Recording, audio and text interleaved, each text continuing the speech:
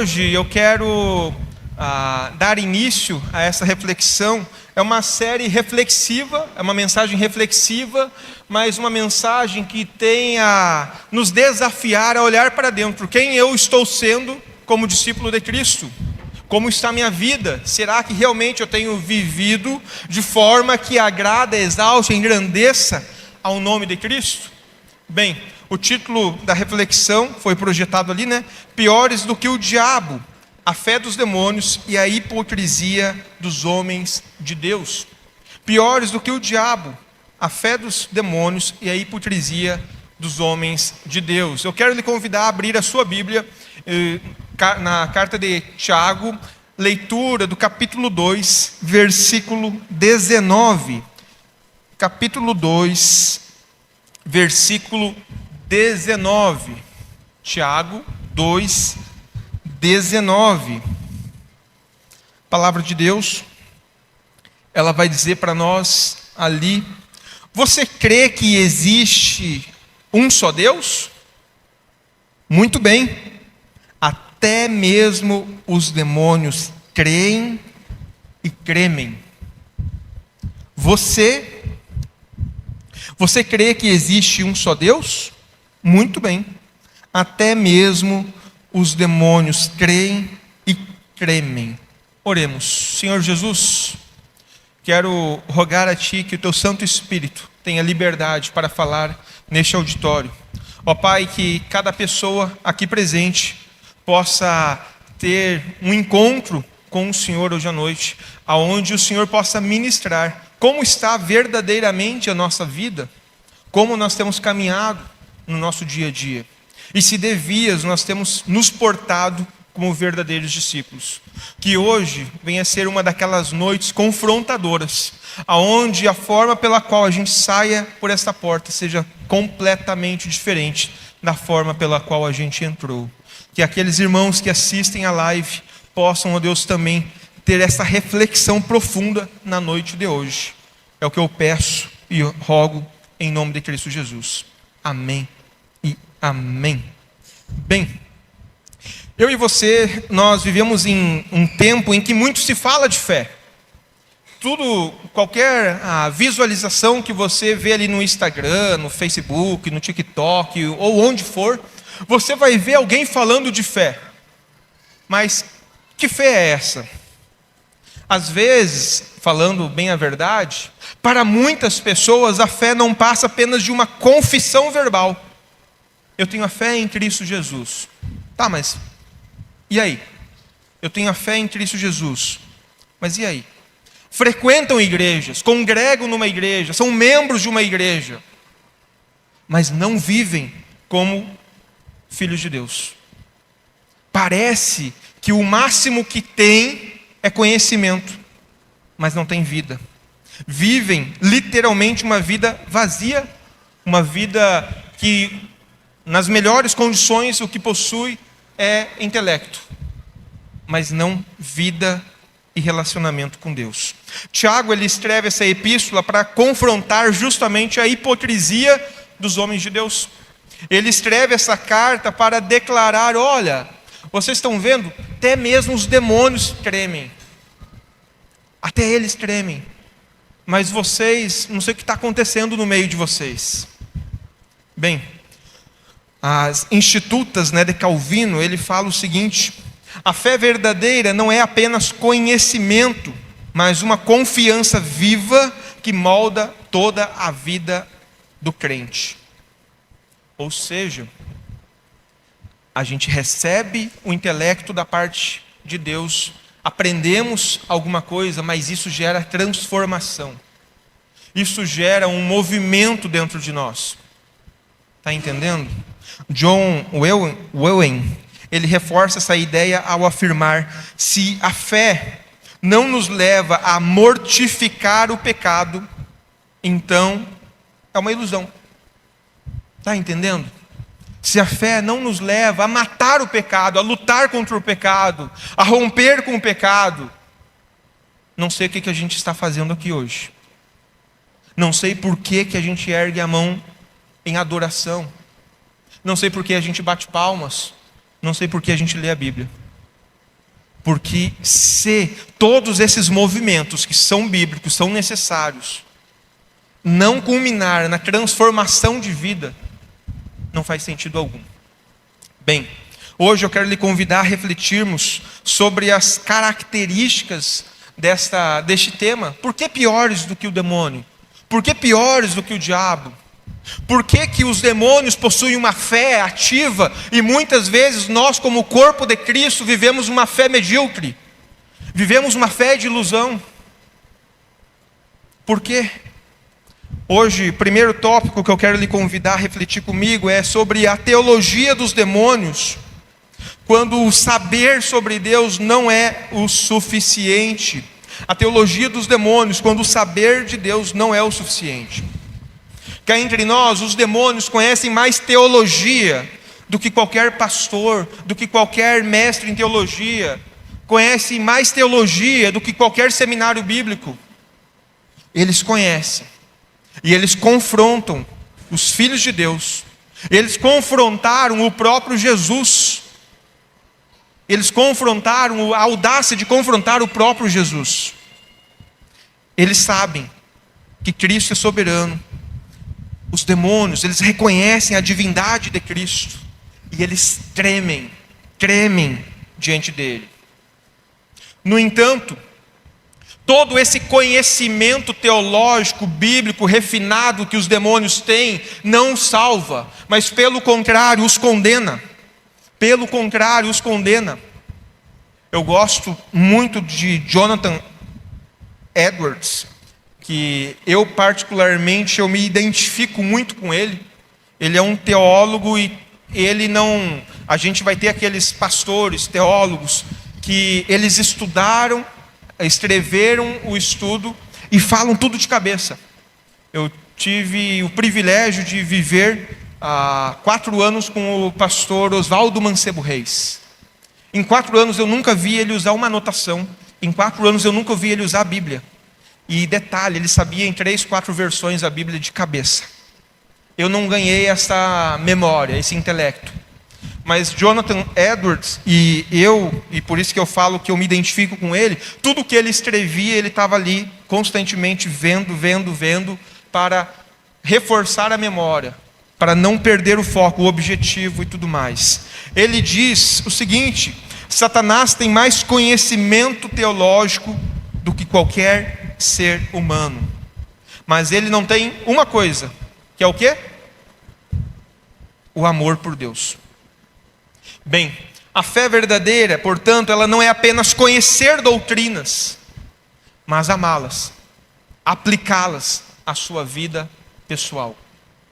A fé, ela tem menos a ver com o intelecto e mais a ver com transformação. Mais a ver com transformação. Hoje, muitos cristãos acumulam conhecimento, mas vivem sem transformação. E aqui entre nós, é possível conhecer muito, saber muito sobre Deus, e ainda assim estar perdido, e ainda assim estar condenado, e ainda assim estar longe de Deus. É possível saber sobre Deus, conhecer sobre Deus, conhecer as Escrituras, de frente para trás, de trás para frente, e ainda assim estar perdido. O apóstolo Paulo, ele já reforça sobre isso, ali em 1 Coríntios, dizendo: o conhecimento traz orgulho, mas o amor edifica. Bem, é necessário sim estudar a Bíblia, é necessário sim conhecer ao Senhor, é necessário sim meditar nas Sagradas Escrituras, mas isso não pode estar separado da forma como você vive lá fora. Isso não pode estar separado sobre a sua persona, como com quem você se relaciona dentro da sua casa, dentro do seu núcleo de trabalho, dentro da sua escola, faculdade e por aí vai. Se isso não reverberou em algo ali dentro, tem alguma coisa estranha. Essa adoração está estranha. Bem, eu gosto de uma frase de Lutero, onde ele diz: a fé que salva não é um mero assentimento mental às verdades de Deus, mas uma confiança ativa e viva nele. Em outras palavras, A falsa fé, ela se contenta em saber sobre Deus. A falsa fé, ela se contenta em ler livros, teologizar. Mas no final, aquilo são apenas conhecimento. Não houve transformação, não houve mudança, não houve um novo caminho e por aí vai. E é neste sentido que eu chamo a sua atenção acerca da fé dos demônios. A fé dos demônios, ela é maior do que a de muitos cristãos, porque pelo menos, os demônios têm temor do Senhor. Pelo menos eles tremem na base quando eles estão diante de Jesus. Pelo menos eles têm medo quando eles estão na presença de algum homem ou mulher de Deus. Eles tremem. Mas muitos daqueles que se dizem cristãos, não vivem assim. Tiago escreve, portanto, essa carta a cristãos, chamando a atenção dele e dizendo: olha, ok, vocês já entregaram a vida de vocês para Jesus, mas vem cá, o que isso está reverberando aí na comunidade? O que isso está reverberando dentro da sua casa? Ele está chamando a atenção daqueles homens e daquelas mulheres. Em Tiago 2, versículo 14, ele diz: de que adianta, meus irmãos, alguém dizer que tem fé, se não tem obras? De que adianta?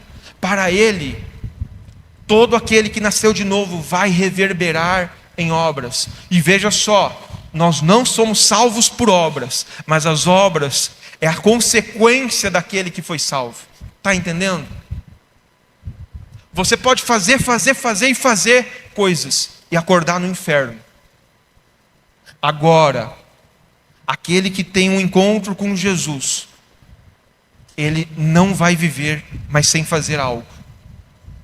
Ele vai servir, ele vai pôr os seus dons à disposição de Jesus, ele vai ser uma bênção no meio da comunidade, ele vai ter uma vida transformada e levar outros aos pés do Senhor Salvador.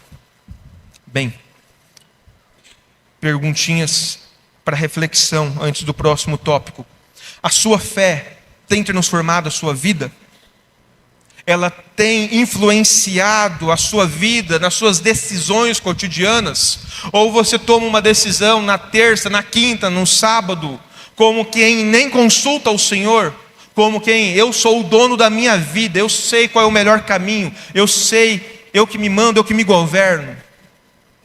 Ou ali você para tudo e diz: Senhor, qual é a sua vontade? O que tu queres que eu faça? Será que eu entro nesse negócio? Será que eu saio desse negócio? Será que eu dou esse passo ou será que eu retrocedo? Qual é a sua vontade?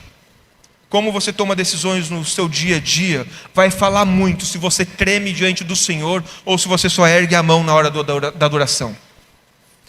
Seu conhecimento bíblico o leva a viver em santidade ou a viver apenas em debates teológicos? Tem gente tão cheia de Jesus, que a única coisa que ela sabe fazer é bater boca nas redes sociais. É a única. Porque a sua família não quer saber de Jesus por causa do testemunho daquela pessoa. Os seus amigos não querem saber de Jesus por causa do testemunho daquela pessoa. Mas nas redes sociais, meu Deus do céu, o cara é o apologeta, o defensor, sabe tudo.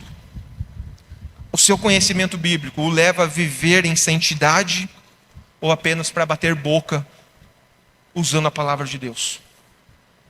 Bem, ore e peça para que o nosso Senhor lhe dê uma fé viva, ativa, e busque aplicar a palavra de Deus na sua vida cotidiana.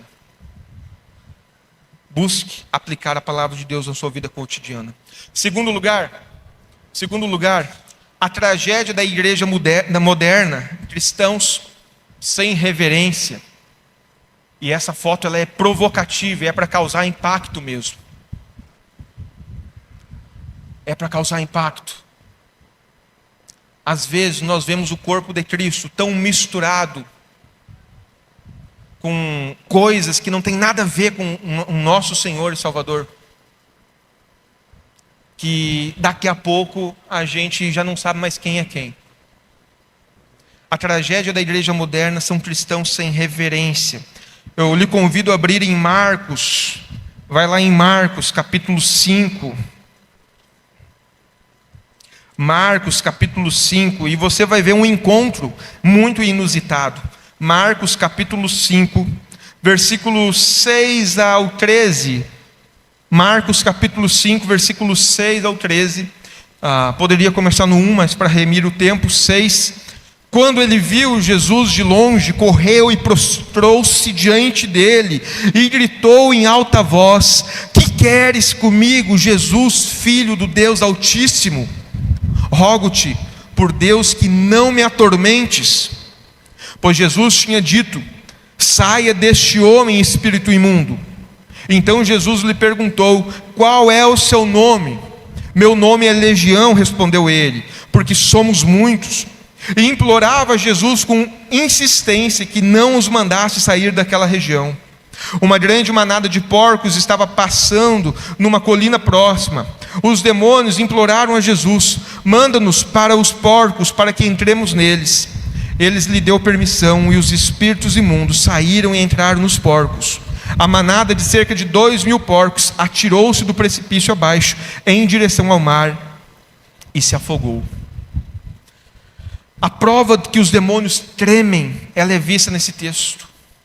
Quando Jesus se aproximou daquele homem que estava possesso há alguns anos, os espíritos se amedrontaram, eles tiveram medo, eles tremeram na base, porque eles sabiam que poderia ser o fim deles. Se aquele momento fosse o momento do juízo final, seria o fim deles. E é por isso que eles imploravam sobre a autoridade de Jesus, que os enviasse então para outro lugar, lhe desse permissão de saírem dali e irem para outro lugar. Eles não apenas sabiam quem Jesus era, mas reconheciam o juízo e o justo juiz. Eles sabiam que o inferno é real. Eles sabiam que mais dia ou menos dia a hora deles iria chegar. E não teria escapatória. Bem, em contraste, hoje nós vemos muitos dos que se dizem cristãos vivendo sem temor, vivendo sem reverência, zombam deliberadamente do Senhor, do Deus Altíssimo, continuam com as suas vidas como se nada tivesse mudado.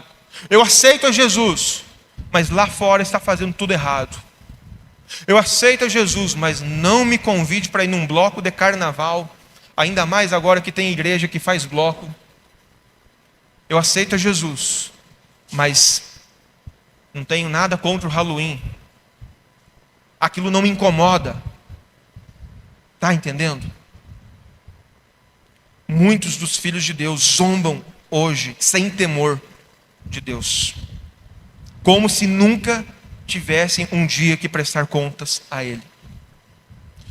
John Wayne, que eu citei antes na introdução, ele fala: aquele que não luta contra o pecado está permitindo que o pecado o mate.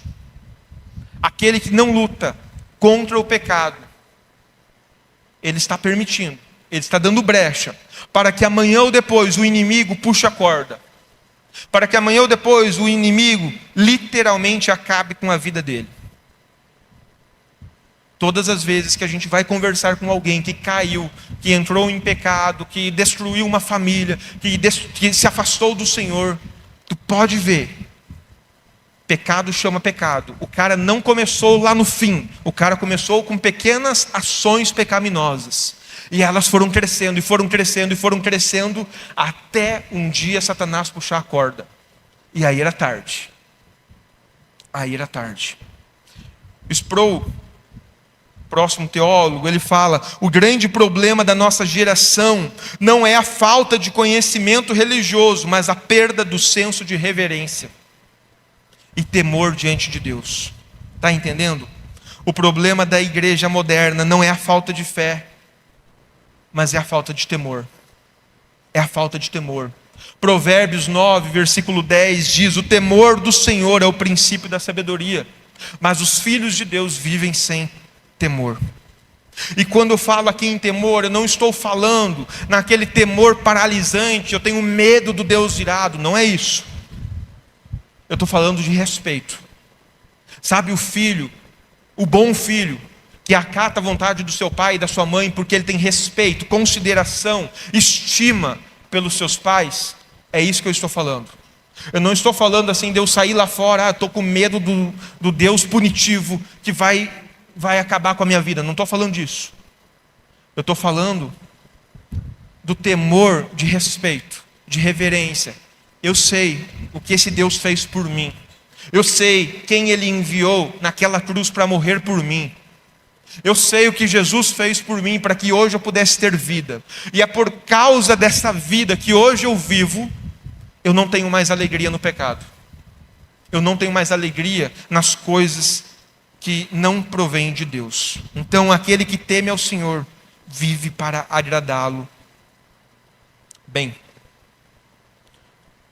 e aqui vem algumas indagações para nós continuar. Você realmente leva Deus a sério? Ou a sua fé é apenas um conforto psicológico? Você leva Deus a sério ou é apenas aquele conforto psicológico? Eu creio em algo, todo mundo está indo nessa igreja mesmo, vamos lá também.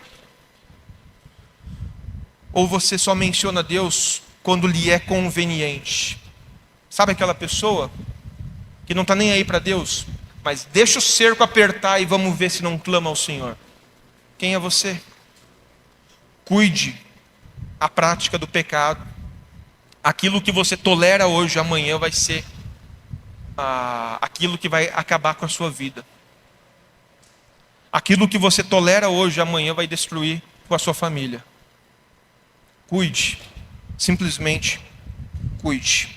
Não abra brechas, não crie possibilidades para que amanhã ou depois você possa Satanás puxar a corda e acabar e destruir com a sua vida. Eu sempre falei e falo corriqueiramente, assim, às vezes a gente passa por mal educado. Às vezes a gente tem que desmarcar, às vezes um atendimento, alguma visita de última hora. Porque às vezes é para visitar a família, mas chega na circunstância, o homem não está, ou é para conversar com a mulher, mas no dia não tem ninguém na igreja. É não dar brecha. Eu já cansei de passar por pessoas na rua e não dar carona. Mulheres, não dar carona porque eu sei que não pega bem. Não pega bem. Então a gente precisa vigiar todos os dias. Aquele que nasceu de novo precisa vigiar todos os dias. Basta você achar que está forte e a queda vem. Eu digo, não me falta homens de Deus que baixaram a guarda e caíram. Então, cuidado, para que aquilo que você abre hoje, possibilidades, amanhã não seja a sua destruição. E em terceiro e último lugar, a hipocrisia da fé sem a ação. A diferença entre crer e viver. Tiago continua a sua argumentação e ele questiona, ele chama a atenção do povo. Tiago 2, versículo 26. Versículo 26. Assim como o corpo sem espírito está morto, também a fé sem obras está morta. O que ele está dizendo aqui? A nossa fé, ela precisa refletir, reverberar em ações. A nossa fé precisa reverberar em transformação. A nossa fé precisa reverberar em mudança no nosso ambiente. As pessoas precisam olhar para nós e ver, cara, não é mais a mesma pessoa. Não faz mais as mesmas coisas. Não entra mais naquelas mesmas conversas. Está entendendo? Até mesmo os demônios demonstram mais coerência. Eles temem e reconhecem a autoridade de Cristo, de Deus. Mas nós, como homens, mulheres de Deus, muitas vezes vivemos uma vida sem transformação, sem mudança, sem obras e por aí vai. E ninguém mais sabe se aquela pessoa verdadeiramente nasceu ou não de novo. Lutero, ele fala, a fé verdadeira é uma fé ativa, que nunca está ociosa. Ou seja, a salvação é pela fé, e somente pela fé. Mas a fé nunca anda sozinha. A fé vai reverberar em transformação. A fé vai reverberar em transformação. Fé verdadeira, portanto, significa, se manifesta em obedecer a Deus, em transformação interna e por aí vai. Amar a Deus significa viver de acordo com a sua vontade, de acordo com seus princípios, de acordo com aquilo que é certo ou errado aos olhos de Deus. Que aquilo que a gente fala, professa, possa ser algo real. Algo real. Eu me recordo quando eu era pastor de adolescentes, e numa das nossas reuniões de adolescentes, teve um menino que aceitou a Jesus. Ele aceitou a Jesus, tudo certo, e aí daqui a pouco eu estou saindo para fora, da igreja, e ele está lá num canto, chorando. Chorando. E eu chego para ele e pergunto: fulano, o que aconteceu? Por que você está assim? E ele pega e fala: Vini, eu quero Deus. Eu só estou com medo de viver que nem os meninos. Eu só estou com medo, em outras palavras, de viver como aqueles que já eram filhos de Deus, membros da igreja, filhos dos irmãos da igreja, mas que não viviam uma vida de santidade. Não viviam uma vida de relacionamento, intimidade, comunhão com Deus. Ele estava chorando por causa disso. Porque nesse princípio de entrada, de nova criatura, ele sabe quem ele era. Ele só não queria se tornar que nem aqueles outros adolescentes. Bem, amar a Deus significa renunciar à própria vida. A salvação genuína se manifesta em um estilo de vida coerente com a fé. O que eu faço, o que eu penso, o que eu falo, tem que estar de acordo com aquilo que está aqui dentro. Caso contrário, a gente está vivendo o nosso Deus. Nós estamos criando o nosso Deus. E o nosso Deus não tem valor nenhum. Nenhum. O único Deus que tem valor é aquele que foi revelado nas Sagradas Escrituras. O que eu penso, o que você pensa, o que David Leonardo pensa, não tem valor nenhum. Está entendendo? Não tem valor nenhum. O que tem valor é o Deus que foi revelado nas Sagradas Escrituras. Isso tem valor. E se aquilo que eu penso está de acordo com o que está nas Sagradas Escrituras, bênção. Mas se for crendice minha, está perdendo tempo. Bem, onde eu chego com isso? Spurgeon, Charles Spurgeon, o príncipe dos pregadores, o maior pregador para mim de todos os tempos, ele diz: a graça que não muda minha vida não pode salvar minha alma. E isso é sério. A graça que não muda minha vida não pode salvar a minha alma. E aqui eu indago você: como vencendo a sua fé? Como vencendo a sua fé? Será que essa fé não é baseada nas suas crenças pessoais? Ou será que a sua fé tem tudo a ver com o que foi revelado a nós? Pense aí. A sua vida tem refletido a transformação que Cristo pagou o preço na cruz? Ou você segue o mesmo cara que continua passando os outros para trás? Segue a mesma pessoa que aceitou Jesus, mas continua pegando todas na faculdade, no colégio. Aceitou Jesus, mas as palavras que saem da sua boca é só amarga. Palavrões. Quem é você? Que transformação aconteceu na sua vida? Eu me lembro que no dia do meu batismo, a minha mãe foi visitar a igreja pela primeira vez. E eu estava dentro do batistério. E o meu pastor Jair Rain, ele perguntou de dentro do batistério: cadê a mãe do Vinícius? Marli, o Vinícius mudou em casa desde o dia que ele aceitou Jesus? Aquela hora eu tremi na base. Imagina se ela falasse: não, olha, até está dando mais problema. Mas graças a Deus,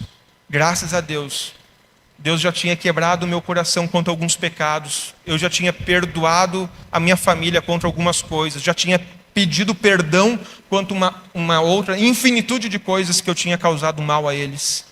E ela pôde dizer, ó, sim, houve transformação. Mas imagine a vergonha pública. Se ela respondesse, olha, não sei não, ele continua indo para as festas. Imagina a vergonha. Bem, diante disso, enquanto o louvor vai se organizando, eu pergunto para você, no último slide, que tipo de fé você tem vivido? Que tipo de fé você tem vivido? A sua fé, ela vem produzindo obediência, reverência, santidade, transformação, temor ao Senhor? Ou a sua fé é uma coisa vazia? A vez aqui, vez ali eu vou na igreja, hoje eu não estou muito afim de ir não. Como que tem sido a sua fé? Até os demônios tremem, estremecem diante de Deus. Qual é a desculpa que talvez você tenha dado para viver em santidade? Os demônios tremem e estremecem. A gente viu ali em Marcos capítulo 5, leia em casa depois, faça uma reflexão mais profunda nesse texto. Marcos capítulo 5, até os demônios tremem. E porque nós, como filhos de Deus, como homens e mulheres de Deus, muitas das vezes vivemos como se Deus não existisse, donos da nossa vida, eu faço o que eu quero, eu me mando, eu me governo. Quando Deus fala, dê a outra face, perdoe, negue-se a si mesmo. Quando Deus fala, olha, isso não é mais para um filho de Deus, para um menino, para uma menina, para um homem, para uma mulher de Deus. Isso não convém mais. Isso não convém mais. O título Piores do que o Diabo é justamente essa provocação. Ele treme diante do Senhor. Ele treme. Ele sabia que poderia ter sido o fim dele se ali fosse o juízo. Mas nós viemos domingo sim, domingos também, domingo sim, domingo também para a igreja. E na segunda estamos fazendo negócios trambicando às vezes. Na terça estamos falando coisas que não deve. Na quarta, assistindo coisa que não agrada ao Senhor. Na quinta, numa reunião que não tem nada a ver com um filho de Deus, uma filha de Deus. Hoje é o dia que Deus lhe traz até aqui para repensar a sua fé.